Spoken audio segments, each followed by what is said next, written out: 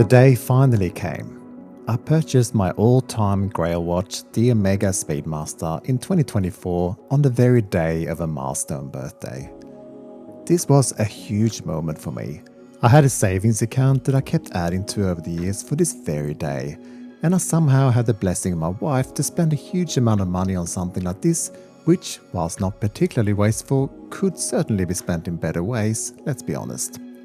Her understanding of my love for the hobby is always appreciated, and this is a watch I've pined for since my childhood, but somehow always put off, and that's in part due to the ever-escalating price over the last few years.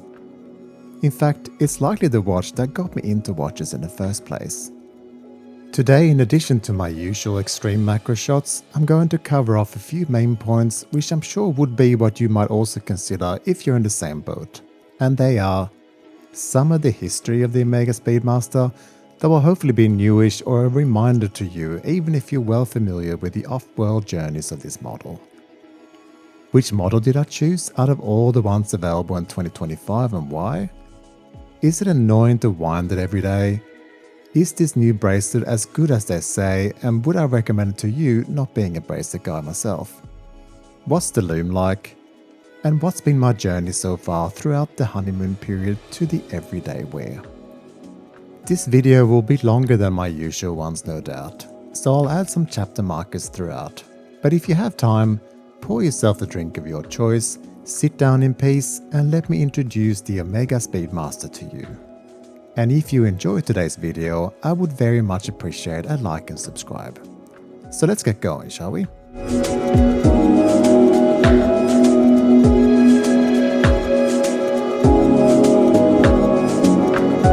There is an incredible amount of variations of Speedmasters available. The recent 3-1 is the one most similar to the first Omega Speedmaster on the Moon, but it is twice the price and out of reach to me. So this incredibly beautiful and classic white on black model was my choice. As you may know, NASA certified the Speedmaster for space travel in 1965, and the astronaut Buzz Aldrin wore his Speedmaster reference ST105.012 whilst walking on the Moon, and Omega has mentioned this approximately 8 billion times since. And fair enough too. We sometimes snigger at this in the watch world, but let's be honest, is there a prouder exploration moment in the history of mankind than walking on another world in space? Rolex supplied the first watch to reach the top of Mount Everest, and that comes close, but it's still some way off in my opinion. Perhaps you know about the role that the watch played in bringing astronauts home on a completely shut down vessel in the Apollo 13 in 1970, timing a rocket boost to bring the team home. Could another chronograph have done this? Yep. But it was the Speedy that did. Perhaps you're even aware that the Speedy was recertified for space travel on the space shuttle missions in the 1980s, and to this day is worn by many astronauts. And wouldn't you? Rumour has it Omega is working on one for future Mars trips, and will certainly be interesting to see what they've cooked up. The older models were seen as inaccurate and slightly fragile, perhaps due to their dated movements. But let's remember that this is a watch that beat Rolex and Longines in a tough NASA test. And unlike what may have happened today in similar events, there were no sponsorships or money changing hands. NASA initially contacted 10 manufacturers, and only 3 responded. NASA went and bought more Speedmasters for the astronauts, kept receipts and all, being a government organization. I read somewhere that Omega only found out that Ed White wore a Speedy on his spacewalk in 1965 after the event, which, if true, is quite incredible using today's lens on advertising and branding. Omega Speedmaster has survived insane G-forces and exit and re-entry to our planet, which is incredibly impressive. If you want to read more, I've dropped some interesting articles in the description that helped me with my research. So which model did I choose? After much deliberation, it was the reference 310.30.42.50.01.002, colloquially known as the Sapphire Sandwich, that was my choice. I was very tempted by the new white dial and of course the somewhat more authentic Hesalite and arguably prettier crystal model, but in the end, perhaps vainly, I want my dial to be free of scratches forever. and I very much want to see the stunning movement when I take it off or put it on. And yes, I am fully aware that you can polish Hesselite easily. I even made a video of that, but do I want to travel with Polywatch all the time? No. On this model you also get an applied Omega logo, which again is not what the original ones had, and a polished section of the bracelet. One thing I've noticed is that when I drive and the watch is on my right hand, which is something that stuck with me after a childhood injury of my left hand, the applied Omega logo reflects the light nicely and almost winks at me. I like this very much. Is all that worth the almost $2,000 premium? Absolutely not from a monetary sense, but to me, I will buy this once and it will go to my sons and perhaps even their kids one day. So from that perspective, it was. Sizing is as follows. Diameter from the crown guard to the opposite side is 41.7mm. The bezel width is 39.8mm. I measure lug to lug at 47.2mm and the lug width is 20mm. It's a remarkably skinny 13.2mm and sized up for me, it weighs in at 135 gram. Water resistance is 50 meters, and whilst that's usually code for stay away from most water sources, and look that up if you don't believe me, Omega has apparently confirmed that you can swim with this one, but don't use the pushers underwater and no diving. But seriously, if you go on diving, you'd not wear this in the first place. Macro shots should not be an issue on what is and is priced as a luxury watch. And luckily, no complaints here. The applied logo, Omega, and the model is absolute perfection, with my only ever so slight note would be a tiny little clump on the second S in professional. All other print in a slightly more spaced out minute track and the subdials is perfection. Speaking of, the step dials are back, and these three are now clearly differentiated not just by the print and hands, but also slightly recessed, like a moon crater one could argue. At 3 o'clock we get a 30-minute scale, at the 6 o'clock we get a 12-hour counter, and at the 9 o'clock is the running seconds hand. The large hand is counting minutes and sits still at 12 o'clock when you're not timing things. You can of course keep this running if you like, which will affect the power reserve of the movement, which is 50 hours by the way. All these hands are needle sharp and incredibly legible. This is one of, if not the most recognizable dials ever created, and to me, one of the most beautiful dials ever created. I absolutely love the symmetry, clean lines, and every time I look at it, I have to admit I think of the moon, and I also think of timing the 14-second burn of fuel that brought the Apollo 13 crew back to Earth.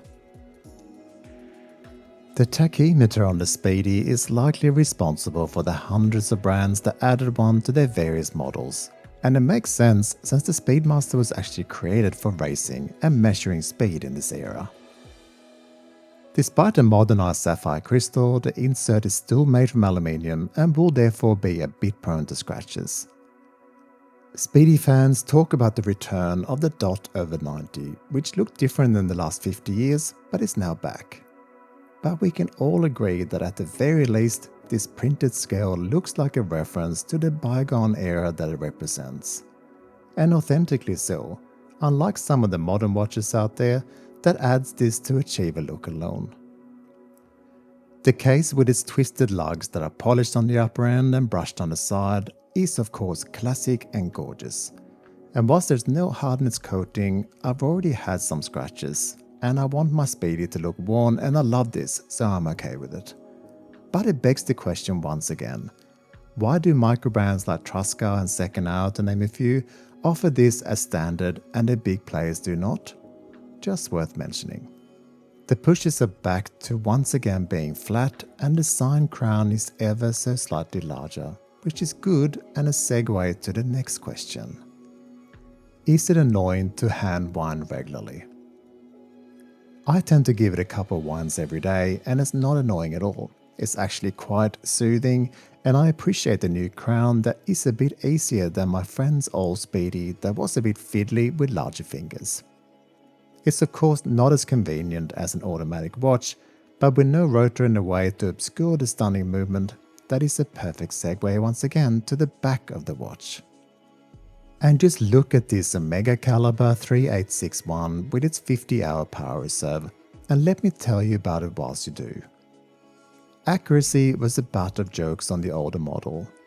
This, due to the Speedmaster movement, is master chronometer certified with exceptional precision, performance and magnetic resistance. The coaxial escapement uses smaller contact surfaces, which means less friction, less lubrication, and greater reliability according to Omega. Service is recommended at every 5 to 8 years, so I'll likely push this to 10 years myself with it not being a daily wearer.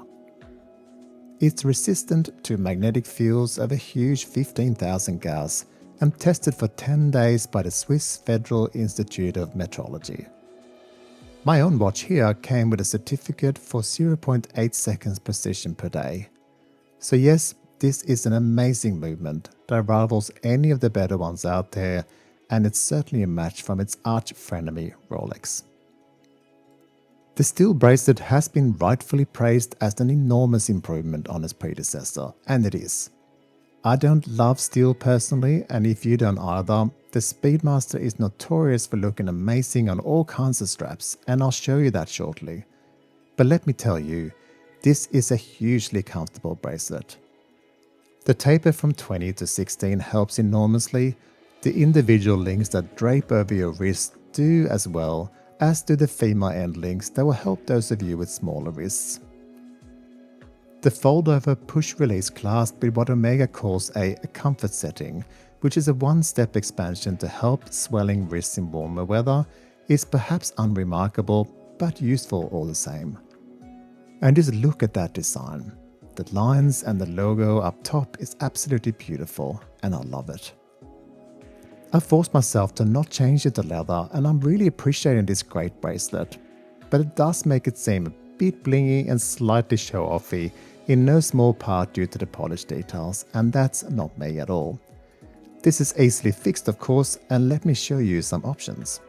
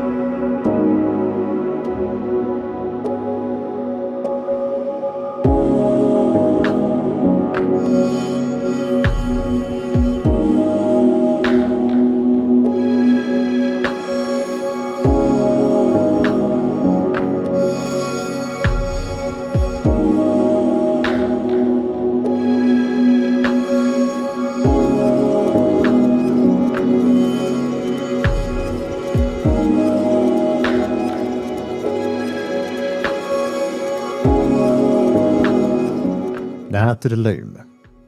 The amount of watches I've reviewed where the indices are brighter than the hands is just silly, since how is this in any way the right distribution?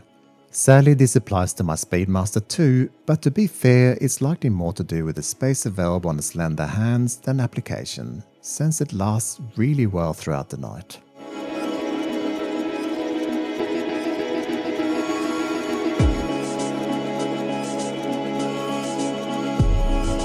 So what's been my journey so far throughout the honeymoon period to the everyday wear? It's January 2025 and I've worn this pretty much every day for 7 weeks now, and I'm confident in saying that I will never tire of it.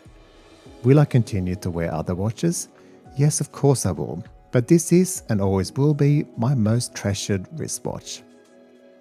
There are definitely times where I would have preferred a Hesselite crystal for the warm look and no milky edges on that crystal, and I do realize once again that it's fairly easy to polish a Hesselite crystal, but as I said, that's one part where I never want scratches at all, so I'm still confident in my choice, and again, that back is just gorgeous.